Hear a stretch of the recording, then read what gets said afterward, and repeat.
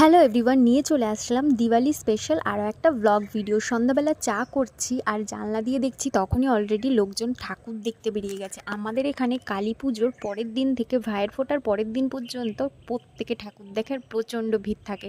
তো আমরাও রেডি হয়ে 8টা সাড়ে 8টা নাগাদ বেরিয়ে পড়লাম। একদম শুরু করেছে আমাদের পাশের পাড়া থেকে।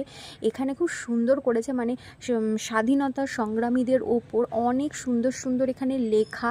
মানে প্যান্ডেলটা না দেখলে বিশ্বাস হবে না, কিছু কিছু জিনিস আমরা জানি না, মানে আমাদের দেশের জন্য যে যারা প্রাণ দিয়েছেন, যাদের নামও হয়তো আমরা ঠিক করে জানি না, সেখানে তাদের সম্বন্ধে অনেক কিছু লেখা রয়েছে।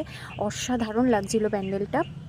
এখান থেকে বেরিয়ে আমরা চলে গেছি ধুবুলিয়ার বাজারে সৎকার সমিতির প্যান্ডেল দেখতে। এটা তো আমার দেখা বেস্ট প্যান্ডেল, মানে এত সুন্দর হয়েছে। রাজস্থানের কোনো একটা প্যালেস করেছে, আর ভিড়টা জাস্ট দেখছো কি প্রচণ্ড পরিমাণ ভিড়। দীর্ঘ 15 থেকে 20 মিনিট লাইন দেওয়ার পর আমরা ভেতরে ঢোকার সুযোগ পেয়েছি। আর ভেতরেরও না কাজটা অসাধারণ। দেখো পুরো রাজবাড়ি, রাজস্থানের কোনো একটা প্যালেস এরকম হয়েছে, আমার ঠিক নামটা মনে পড়ছে না। আর এই নাও তোমরা প্রতিমা দর্শন করে নাও। আর তারপরে আমরা ঢুকে যাচ্ছি বিনয় সংঘ।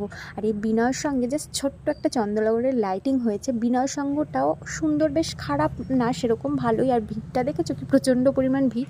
যাই হোক, প্রথম দিন আমরা আর বিনয় সংঘের ভেতর ঢুকিনি। বিনয় সংঘটা বেসিক্যালি ফেমাস, এখানে মেলা বসে, একটা বড় মাঠ, আর সেখানে বিভিন্ন ধরনের রাইড, দোকান, অনেক কিছু। আর এই যে নাগরদোলাটা দেখো চড়ছে। তারপরে আমরা চলে গেছিলাম ফ্রেন্ডস ক্লাবে। এটা ফার্স্ট হয়েছে, আমি এর আগের ভিডিওতেও তোমাদের এই জায়গার প্যান্ডেলটা দেখিয়েছি, তাই সেরকমভাবে আর ঘুরে দেখালাম না। এখানে সাইডে ফাংশন হচ্ছিল, সেটাই একটু দাঁড়িয়ে দেখছিলাম।